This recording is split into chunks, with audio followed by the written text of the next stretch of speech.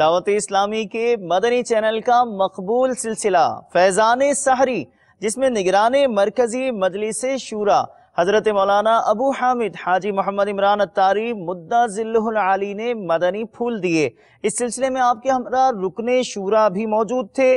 नाजरीन की कॉल्स भी इस सिलसिले में शामिल की जाती हैं। होता है कि हम तहज्जुद में क्या पढ़ें, हर रकत में 3 दफ़ा कुल शरीफ भी पढ़ रहे हैं तो पूरा कुरान खत्म करने का हर रकत में सवाब मिलेगा। तहज्जुद की नमाज अदा कर लीजिए, कुरान की तिलावत कर लीजिए, हो सके तो इशराक चाश्त भी अदा कर लीजिए। कोशिश करेंगे तो इंशाअल्लाह तबारक व तआला हमारे तबीयत में, हमारे मिजाज में इस तरह की आदतें बन जाएंगी कि हम ये तहज्जुद भी अदा करने वाले बन जाएंगे। और यही वो प्रैक्टिस होगी। उम्मीद करता हूँ कि जो रमज़ान मुबारक के बाद हमें तहज्जुद की नमाज के लिए, तहज्जुद की नमाज का भी पाबंद बना सकती है, हमें फजर की नमाज व जमात अदा करने का पाबंद बना सकती है। सहरी में भी खाते हैं, इफ्तारी में भी खाना खाते हैं। बड़ा अहम मौजू होता है इब्तिदाए रमज़ान ही में खाने पीने के हवाले से। तो कुछ एहतियाती तदाबीर अगर कुछ हमारे नाजरीन को आपकी तरफ से मिल जाएं। इतना खाया जाए कि आपकी तबीयत बोझल ना हो। हदीस पाक में बड़ा खूबसूरत नुस्खा लिखा हुआ है कि एक हिस्सा ग़िज़ा, एक हिस्सा पानी और एक हिस्सा हवा। और ये यकीनन एक सेहतमंद रहने के लिए एक ये बड़ा ही अहम तरीन मदनी फूल है।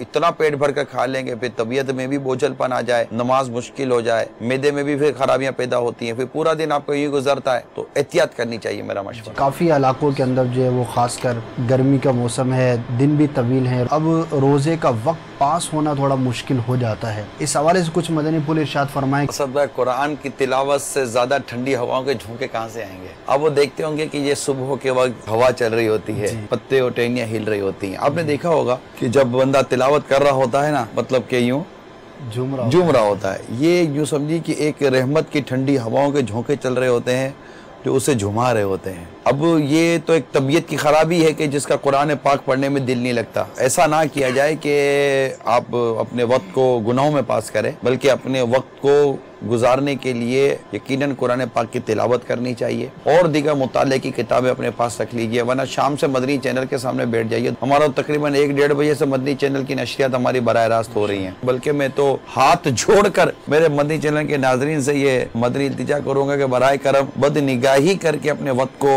आप जाया मत कीजिएगा। रोजा ये तकवे का नाम है। रमजान हो या अलावा रमजान हो, रोजा हो या ना हो, जो चीजें वैसे ही हराम है, नाजायज हैं, अल्लाह और उसके रसूल ने जिसके करने का मना फरमाया और अब वो काम करने गुजर रहे हैं। आपकी आंखों के सामने ऐसा मंजर हो कि जिसमें मतलब कि बेपर्दा औरत हो या मौसीकी हो तो या और कोई ताश हो गए, शतरंज हो गए, ये तो टाइम तो जाया कर रहे हैं आप अपने टाइम को, बल्कि बर्बाद कर रहे हैं। तो ऐसा ना किया जाए। सहरी के हवाले से एक बड़ा मिसकंसेप्शन है, मस्जिद की अजान बाकी है, अभी वहाँ अजान हो रही है, इस पर कितना हमें तवज्जो देनी है रमज़ान के इफ्तार और सहर में टाइम टेबल को? फर्ज को बचाना है। रोज़ा फ़र्ज है और अपने वक्त पर बंद होता है, अपने वक्त पर खुलता है। अजान फजर के लिए है, नमाज के लिए, ना कि रोज़ा बंद करने के लिए।